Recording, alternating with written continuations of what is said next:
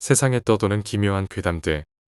첫 번째 이야기, 지리산의 산장으로 놀러 갔다가 실제로 겪었던 실화괴담. 2000년 7월 초 이병통지서가 날라왔다. 8월 10일 군입대.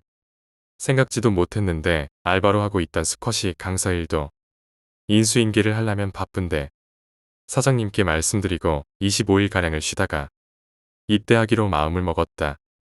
그런데 같이 일하던 특전사 출신의 민철이 형이 제안을 했다. 거제도 사는 동생 중에 특출나게 이쁜 애가 있는데 걔 친구들이랑 짝을 맞춰서 지리산으로 놀러가자는 제안이었다. 형을 알고 지낸 지 2년. 이쁘다고 노래를 부르던 그녀였다. 남자는 다 똑같지 않은가? 알겠다고 대답을 하고 특전사형의 친구와 함께 여행을 준비했다. 여행 가기로 한 전날 태풍 비스무리한 정도 비바람이 불었고 여행 당일은 부슬부슬 약간 비가 계속 내렸다. 우리는 여행 준비를 마치고 여자들을 기다리는데 아무리 기다려도 연락이 오지 않았다. 아침부터 오후 4시까지 기다려도 오지 않은 연락. 우리끼리 가자는 또리의 말에 특전사형은 계곡은 남자끼리 가는 게 아니라나. 오후 5시에 우리는 포기하고 근처 호프집에서 맥주를 한잔 하려는 찰나 여자애들에게 전화가 왔다. 바람이 많이 불어 배편이 뜨지가 않아서 버스를 타고 왔다는 것이다.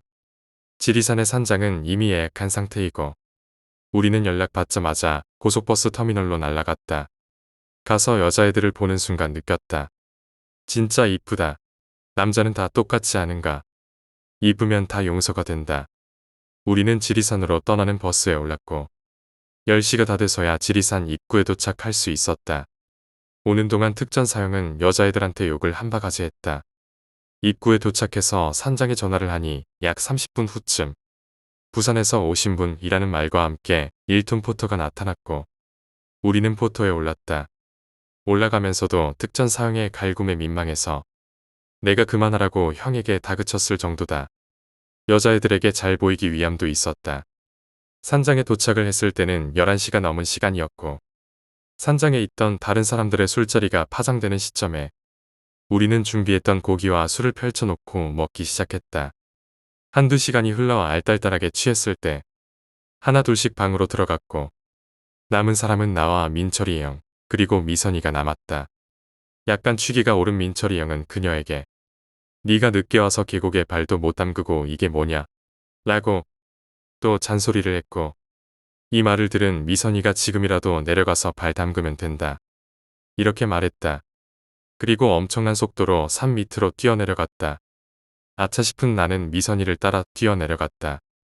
나도 달리기 하면 웬만한 일반인에게는 지지 않는데 여자애가 뭐 그렇게 빨리 달리는지 5분을 쫓아가서 겨우 따라 붙었고 미선이의 어깨를 잡고 말했다. 미선아, 우리 그만 올라가자. 계곡에는 내일 가자. 그러자 약간 동공이 풀린 듯한 눈으로 미선이는 나에게 말했다. 아니야, 계곡으로 가야 해. 이건 뭐지?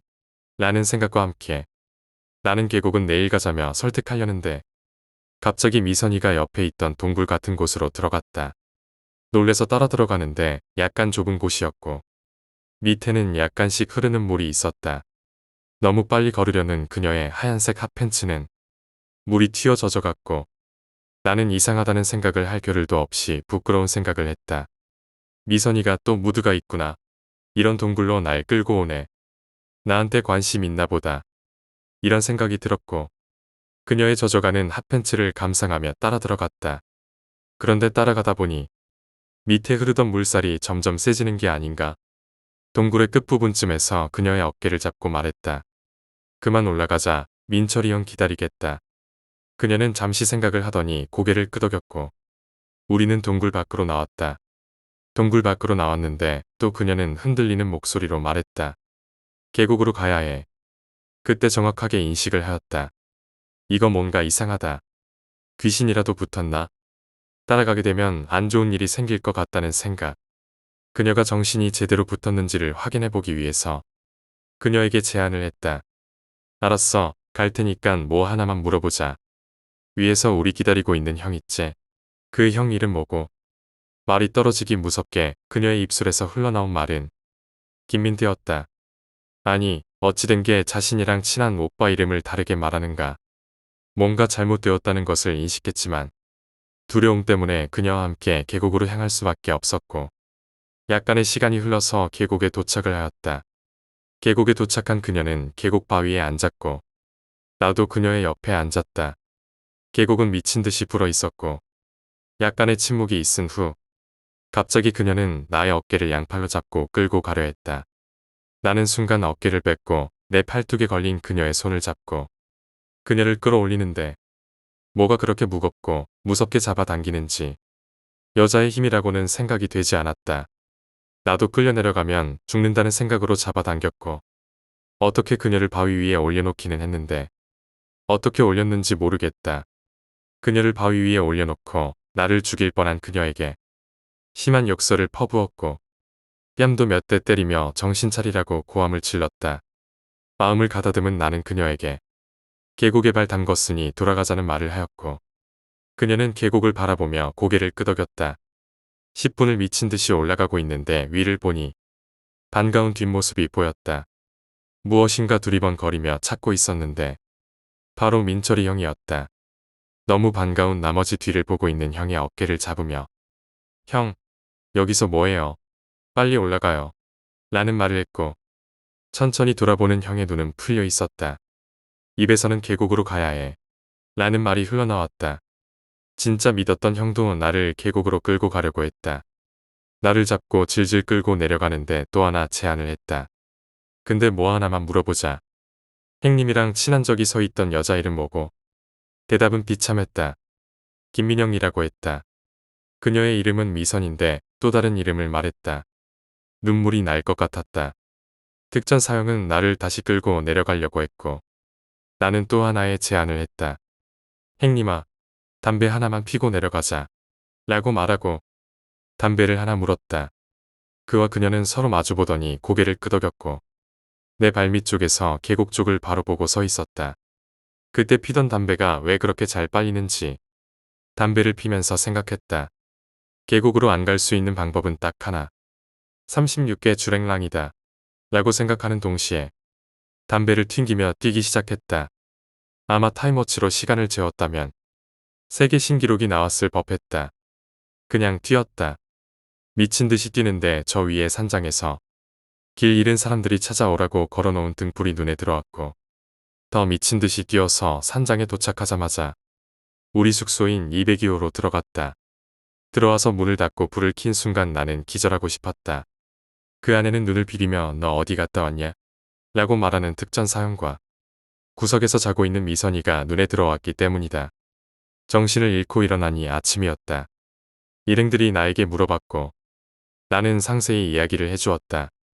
큰일 날 뻔했다는 반응도 있었고 꿈꿨다는 반응도 있었지만 실제로 겪었던 일인지라 내려가면서 들려보았다. 처음에 갔었던 그 동굴이라는 곳은 산중에 물 빠지라고 설치해 놓은 돌로 된 큰 파이프 같은 곳이었고 그 파이프의 끝은 낭떠러지였다. 그때 그녀를 잡지 않았다면 낭떠러지 쪽으로 빠져 들었을지도 몰랐다. 그리고 그녀와 함께 갔던 그 계곡은 물과 물이 만나 미친 듯한 소용돌이가 치고 있었다. 아차했으면 거기서 못 나왔을 뻔했다는 생각이 들자 무서웠다. 물이 얕은 곳으로 가서 일행들은 놀고 나는 담배를 피우고 있는데 위에서 산장집 아들이 우리를 불렀다. 202호 손님들 식사하세요. 산장으로 도착한 우리 일행은 삼계탕을 준비해놓고 기다리고 있던 주인 아줌마에게 인사를 하고 밥을 다 먹고 쉬고 있는데 아주머니가 말문을 열었다.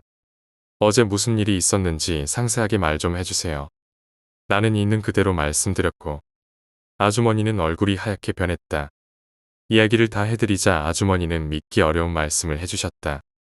정확하게 1년 전 우리처럼 밤 늦게 도착한 일행이 있었다고 한다.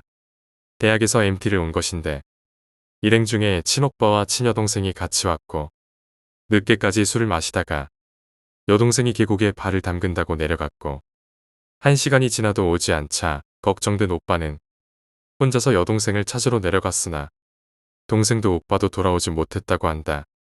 다음 날 그 오누이를 찾는 수색 작업이 펼쳐졌는데 여동생은 소용돌이 치던 계곡에 거꾸로 박혀서 빙글빙글 돌고 있었고 오빠는 그 동굴 끝에서 균형을 잃고 낭떠러지로 떨어져 사망했다고 한다. 그리고 사망했던 그와 그녀의 이름은 김민태, 김민영이었다고 한다. 두 번째 이야기, 일본의 낚시 괴담. 평범한 직장 여성인 A가 남자친구 B와 사귀게 된 지도 1년 반. B는 낚시광이라 자연스레 그와의 데이트는 바닷가 쪽인 경우가 많았다. 하지만 서로 직장을 다니고 있기도 하고 근래에는 공휴일도 없어서 오랜만에 B와 함께 밤낚시를 가게 된 것은 휴가 때였다. 이로부터 일본의 추석은 지옥에 떨어진 영혼들에게 음식을 주고 축제를 벌여 그들을 달래주는 날이라 여겨지고 있다. 그래서 이 시기엔 지옥문이 열리기 때문에 바다에 나가면 안 된다고 말들을 하지만 그런 건 고리타분한 옛날 이야기다. 그때까지는 그렇게 생각하고 있었다. 시간은 이미 저녁 노을조차 사라진 지 오래였고 낚시터 불빛 이외엔 사방이 모두 어둠이다. 완전히 허탕이네. 이렇게 되면 고집을 부려서라도 대단한 녀석을 끌어올릴 때까지 돌아가지 않을 거야. 추석이라는 것 때문인지 낚시터로 유명한 이 섬에는 A와 B 말고 다른 사람들은 그림자조차 보이지 않았고 물고기는 한 마리도 잡히지 않고 낚시를 들이온 지 3시간이 지났는데도 물고기가 입질하는 기척조차 없다. 애초에 남자친구인 B에게 영향을 받아 낚시를 시작한 A는 이미 실증 난 지 오래였다. 졸려서 차에 가서 잘게. 그렇게 말하는 A에게 남자친구인 B는 건성으로 대답할 뿐이다. 나쁜 놈이 아니지만 좀 더 상냥하게 대해주진 못하는 거야. A는 그렇게 투덜거리면서 차로 돌아와 조수석의 시트를 뒤로 젖히고선 잠을 청했다. 이런 상황에는 이미 익숙해져 있어서 딱히 불편하거나 하는 것 없이 잠들 수가 있었다. 정신이 희미해지다가 완전히 잠에 빠져들 때까지 그리 긴 시간은 걸리지 않았다. 얼마 동안 잠들어 있었을까? A는 차로 다가오는 발소리에 잠에서 깨어났다. 밖은 아직 깜깜했고 몸의 감각으로 봐서 아마 1시간 정도 잠들었겠거니 하고 짐작을 했다. 섬으로 건너온 것은 자신들 이외엔 없었기 때문에 비가 돌아온 것이 분명했다. 오늘은 웬일로 시원스럽게 금방 단념했네. 그렇게 생각하며 차문을 열려고 했는데 아무래도 비와는 형체가 다른 듯한 기분이 들었다. 키는 비슷한 것 같은데 그보다 몸매가 더 가늘다. 무서워져서 서둘러 잠금 상태를 확인했다. 열려있는 것은 운전석 쪽. 다행히도 다가오고 있는 사람과 반대 방향이다. A는 눈치채지 못하게 살며시 손을 뻗어 차문을 잠그고 자세를 최대한 낮췄다. 그렇게 해서 발견되지 않게 숨을 죽이고 있었다. 발소리는 차의 바로 옆에까지 와서 멈추었다. 여자친구가 위험하니까 낚시질은 그만두고 구하러 와줘. 공격이라도 당하면 어쩔 거야. 그렇게 마음속에서 남자친구에게 욕을 하면서 살짝 눈을 떴다. 거기에는 낯선 얼굴이 있었다. 얼굴은 확실히 A 쪽을 향하고 있었다. 그런데 그 눈동자에는 아무것도 비치지 않고 얼굴 위로 바닷개가 기어다니고 있었다. 전신이 물에 퉁퉁 불어버린 몸은 예전에 들었던 이야기 속의 익사체 그대로였다. 무서운 나머지 목구멍에 맨 안쪽까지 비명이 올라왔지만 어떻게든 눌러 참았다. 익사자는 살아있는 사람의 따스함을 찾아 헤맨다. 옛날에 읽었던 공포 만화의 해설이 머리를 스쳐 지나간다. 어떻게든 여기서 도망쳐야 해. 그렇게 생각하고 반대편 창문을 열던 A는 이번에는 비명을 참지 못했다. 차의 주위를 익사자의 영혼들이 둘러싸고 있는 것을 보았기 때문이다. A는 사라져가는 의식 속에서 옛부터의 경고를 소홀히 한 자신의 어리석음을 후회하지 않을 수 없었다. 어깨가 흔들려서 A가 눈을 뜨니 B의 걱정스러운 얼굴이 눈에 들어온다. 어떻게 된 거야? 땀에 흠뻑 젖었잖아. 그렇게 묻는 B에게 어젯밤의 일을 설명하니 그는 꿈이라도 꾼 거겠지 하고 코웃음 치는 것이었다. A는 뭔가 석연치 않은 구석이 있었지만 다시 생각하는 것도 무서워서 더 이상 떠올리지 않기로 했다. 잊으려고 필사적으로 기억 속에서 밀어내어 결국 그렇게 됐다. 그 이후로 B와 함께 밤낚시에 동행하는 일은 없었다. 그리고 그 일이 있은 지 한 달 뒤 B는 혼자서 밤낚시를 하던 도중에 높은 파도에 휩쓸려서 돌아오지 못하는 사람이 되었다. 바닷가에 밀려온 B의 몸은 물을 머금어서 잔뜩 부풀어 올랐고 그의 다리에는 빨간 손자국들이 선명하게 남아 있었다고 한다. 세 번째 이야기, 소름 끼치는 풍경화. 내 친구 중 영감이 강하다는 M에게서 들은 이상한 이야기입니다. 우리가 살고 있는 역전에는 큰 단지가 줄지어 있고 M은 집에 돌아올 때 언제나 그 단지를 가로질러 다녔습니다. 어느 날 집에 돌아가려고 평소처럼 단지를 가로질러 걷고 있을 때였습니다. 그날은 일이 좀 있어서 평소보다 빠른 걸음으로 돌아가고 있었다고 합니다. 언제나 아이들이 뛰어놀거나 쇼핑을 마치고 돌아오는 주부들로 떠들썩했던 거리지만 밤이 깊은 탓인지 주변에는 그닥 사람이 없었다고 합니다. 그네만 있는 작은 놀이터에 들어서자 슬쩍 사람의 모습이 보였습니다. 이런 밤 늦게 뭘 하는 거야 싶어 멀리서 눈을 흘겨보자 그것은 목을 매단 여자의 시체였다고 합니다. 어째서 이런 시간에 이런 것이. 보통 이런 상황에 처하면 깜짝 놀라 도망치거나 패닉에 빠지겠지만 M은 간이 큰 건지 뭔지는 모르겠지만 귀찮은 일에 휘말렸다고 생각하며 경찰에 신고했다고 합니다. 경찰이 도착할 무렵에는 구경꾼도 몰려왔고 M은 경찰서에 끌려가 긴 조사를 받게 되었습니다. 목을 매단 모래밭에 나무가 정면으로 보이는 벤치에 앉아 경찰관 한 명에게 똑같은 질문을 몇 번이고 받았다고 합니다. 결국 집에 돌아가자 도저히 일을 할 상황이 아니었고 그날은 곧바로 잠에 들고 말았다고 합니다. 다음 날 M이 눈을 뜨고 출근 준비를 하는데 경찰에서 전화가 와서 곧바로 출두해달라는 것이었습니다. M은 회사에 가야 하는 데다 사정은 어제 충분히 설명하지 않았느냐고 화를 냈습니다. 하지만 경찰 측에서 그게 아닙니다. 보여드려야 할 것이 있어요. 라며 어쩐지 이상한 태도였기에 어쩔 수 없이 경찰서로 향했다고 합니다. 경찰서에 도착하자 어제 그 경찰관이 나왔고 방 안으로 안내했다고 합니다. 도착하자마자 M은 무슨 이유에서 자신을 불렀냐고 물었습니다. 무슨 이유에서인지 그 경찰관은 말하기 힘든 것처럼 우물쭈물하고 있었다고 합니다. M이 의아하다는 얼굴을 하자 확실히 그 여성분과는 안면이 없으신 거죠. 아니, 여성분 어머니가 유서를 찾다가 이상한 걸 찾으셔서 이렇게 말한 뒤 갈색 봉투에서 스케치북 하나를 꺼냈다고 합니다. 이걸 좀 봐주세요. M은 천천히 페이지를 넘겼습니다.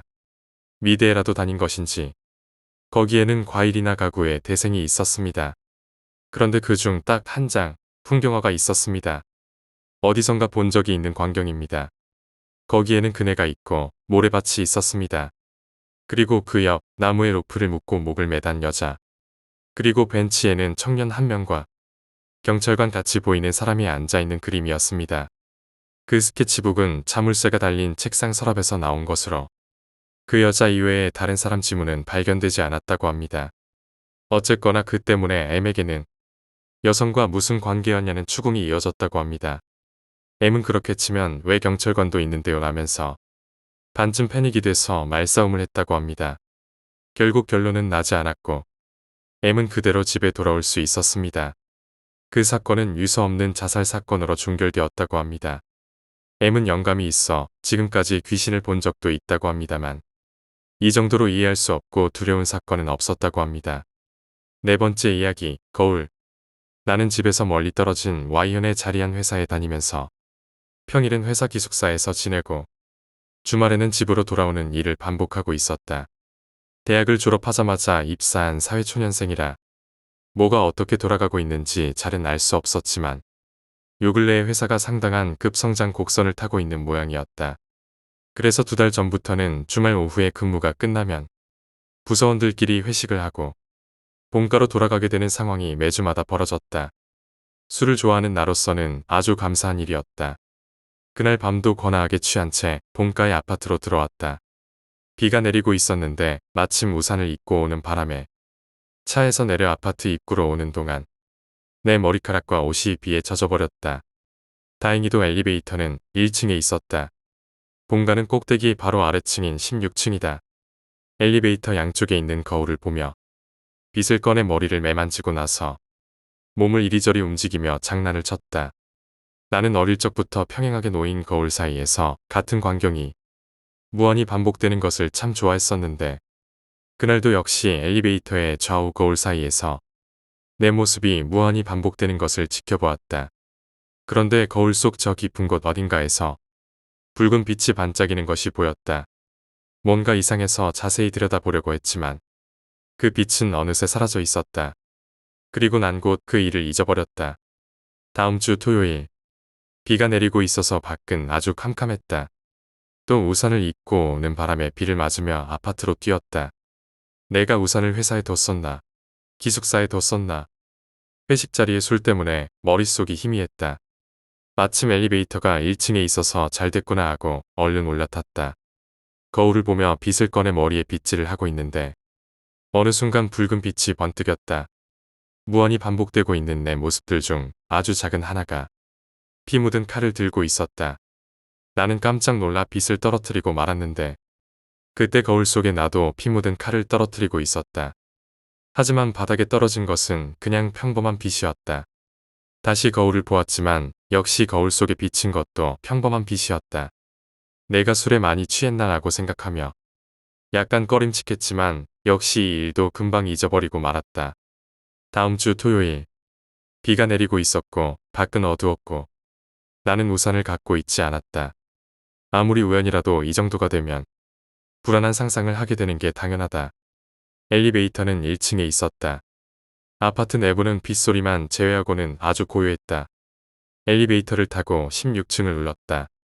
그리고 잠시 고민을 하다 빗을 꺼내 머리를 빗었다. 거울 속에서는 지난번보다 더욱 더 가까운 자리에 있는 나의 모습이 피 묻은 칼을 들고 머리를 쓰다듬고 있었다. 아주 찰나의 순간이었지만 가까운 위치라 똑똑히 그 모습을 지켜볼 수 있었다. 앞에서 7번째 위치였다. 나는 숨조차 제대로 쉬지 못하고 엘리베이터 버튼을 아무거나 마구 눌러서 그 층에 바로 내린 다음에 우리 집까지 단숨에 뛰어 올라갔다. 너 무슨 일 있었니? 어머니께서 근심스런 얼굴로 물어오셨지만 솔직히 대답할 수 없어서 그냥 비가 많이 와서 달린 거라고 대강 얼버무렸다. 엘리베이터 안에 내 빗을 흘리고 온 것을 뒤늦게 깨달았지만 다시 가지러 갈 용기는 없었다. 그 다음 주 엘리베이터 속의 모습이 계속해서 나를 괴롭혔다. 고민하다 어머니께 전화를 걸어서 토요일엔 절대로 집 밖에 나가지도 말고 혹시라도 어쩔 수 없이 밖에 나가게 된다 해도 엘리베이터는 타지 마시라고 말씀을 드렸다. 사실대로 말하면 그냥 농담으로 받아들일까봐 불길한 꿈을 연속으로 꾸었다고 그렇게 둘러댔다. 토요일 회사가 있는 Y현은 맑은 날씨였지만 본가로 돌아오니 역시 비가 내리고 있었다. 나는 우산이 없었고 아파트 내부는 조용했다. 빗소리만 들릴 뿐이었다. 이번에도 엘리베이터는 1층. 엘리베이터에 저 문이 열리고 안으로 들어가면 다시는 나오지 못할 것 같은 예감이 들었다. 나를 정신병자라고 욕해도 좋다. 어쨌든 나는 그런 생각밖에 들지 않았다.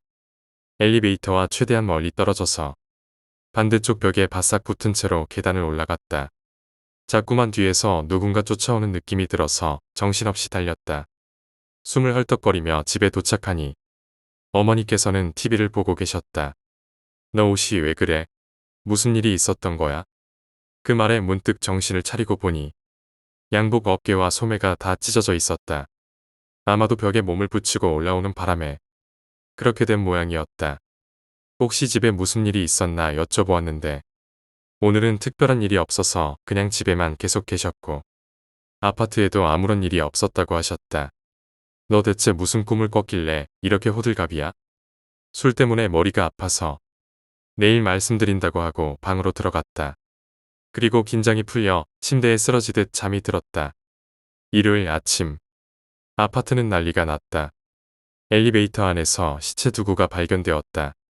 최초의 발견자는 아파트 청소하는 아주머니였다. 경찰이 CCTV를 판독한 결과 한 청년이 칼을 들고 엘리베이터 입구 쪽 구석에 붙어서 몸을 숨기고 있다가 엘리베이터로 들어오는 중년 남성을 칼로 찔러 살해하고 자신도 목을 찔러 자살했다고 한다. 두 사람 모두 아파트 주민이었고 평소에 아무 문제도 없었으며 서로 모르는 사이라고 했다. 나는 그제서야 어머니께 모든 것을 사실대로 털어놓았다. 어머니는 이상하다는 표정을 지었다. 착각한 거 아냐? 엘리베이터 거울은 지난달에 누군가 깨버려서 한쪽밖에 없어. 5번째 이야기, 아무도 없는 이상한 공간. 나는 호텔 연회장에서 아르바이트를 하고 있었다. 주로 결혼식이지만 연애나 법회, 그리고 콘서트도 있다. 오늘은 이렇게 이른 시간이면 결혼식은 아닐 텐데 회식이나 다른 거겠지 하고 생각하며 편하게 갔다. 그랬는데 건물 안에 사람들이 아무도 없었다. 왜일까? 오늘은 일하는 사람을 적게 부른 날인가 하고 생각도 해봤지만 30분이 지났는데도 직원용 탈의실에 아무도 오지 않는 것도 이상하다. 설마 시간을 잘못 봤거나 한 건 아니겠지 하며 연회장으로 나갔다. 그랬더니 역시 아무도 없다. 혹시 알고 있을지 모르겠지만 호텔의 뒤편은 매우 무섭다. 사람이 아무도 없으면 호텔의 앞쪽도 무섭지만 뒤편은 정말로 무섭다. 아무도 없는 장소에서 사람 목소리를 들었다거나 누가 방으로 들어오라고 해서 갔더니 아무도 없었다라는 소문이 떠올라서 필사적으로 다른 사람을 찾았다. 반울음 상태에서 구석에서 구석까지 돌아다니며 사람을 찾았다. 어쩐지 속도를 떨어뜨리거나 하면 무언가에 붙잡히게 되지 않을까. 그 무엇인가가 무엇인지 모르지만 그런 느낌의 공포감이 등을 질척질척 감싸왔다. 어느 순간 위화감이 들어 발을 멈췄다. 주방에 걸려있는 벽시계를 보고 이상하다고 생각했다. 끝에서 끝까지 그리고 구석에서 구석까지 많은 장소를 헤매었기 때문에 탈의실을 나오고 나서 상당히 많은 시간이 흘렀을 텐데 시각이 그대로였다. 탈의실 나올 때 시계를 확인했고 내 손목 시계도 봤는데 시간이 전혀 지나지 않았다. 어쩐지 위험하다라고 생각하며 우선 나에게 익숙한 다른 장소로 향했다. 그런데 지하에서 여기저기를 둘러봐도 아무도 없었다. 그리고 엘리베이터를 타고 5층 연회장으로 다시 돌아오니 분명히 조금 전까지 불이 켜져 있었는데 이제는 모조리 꺼진 상태였다. 정말로 눈물이 나오고 어떻게 하면 평상시의 장소로 돌아갈 수 있는지 엘리베이터에서 나가지 않고 필사적으로 고민했다. 생각하려고 했지만 공포로 머리가 잘 돌아가지 않는다. 이렇게 말로 하면 이상하겠지만 혼자서 죽을 것 같았다. 우선 밝은 바깥을 봐야겠다 싶어서 호텔 앞쪽 5층 테라스로 나갔다. 그랬더니 아무도 없었다. 사람뿐만이 아니라 차도 다니지 않고 바다에는 배도 없다. 완전하게 무의 세계라는 느낌. 덧붙여서 시간도 지나지 않았다. 시계도 멈춰 있다. 너무 무서워서 위가 아프고 심장박동도 불안했다. 제정신이 아닌 상태에서 다시 안으로 돌아오니 6층에서 인기척이 났다. 5층과 6층은 나선 계단으로 연결되어 있어서 사람이 들어오면 곧바로 알게 되어 있다. 겨우 누군가 찾아냈구나 하고 마음이 놓였다. 그런데 발소리와 기색이 어딘가 이상했다. 융단이 깔린 마루를 걷는 발소리와 웅성거림이 무섭게 울려 퍼졌다. 이런 상황에서 만나는 건 인간이 아닐 거라는 생각만 자꾸 들어서 나는 허겁지겁 뒤편으로 돌아가 엘리베이터에 올라탔다. 그대로 지하까지 내려가 종업원 출입구로부터 뛰쳐나오려고 했다. 거기에는 상관이 있었다. 주위의 소리라든지 분위기가 내가 익히 알고 있던 익숙한 것으로 바뀌어서 안심하고 진심으로 울었다. 정복을 입고 갑자기 뛰쳐나와 울기 시작해서 상관은 놀란 표정이었지만 자신의 점심 식사용으로 사온 것 같은 콘스프를 나에게 주었다. 시계를 보니 그렇게 돌아다니며 찾았었는데 탈의실을 나오고 나서 1분 정도 지나 있었다. 실화니까 멋진 엔딩이라든가 반전 같은 건 없지만 나는 도저히 진정이 되지 않았다. 간신히 마음을 추스리고 나서 상관과 함께 안으로 들어가니 모두 평범하게 변해 있었다. 그 공간과 6층에 있었던 것들은 과연 무엇이었을까?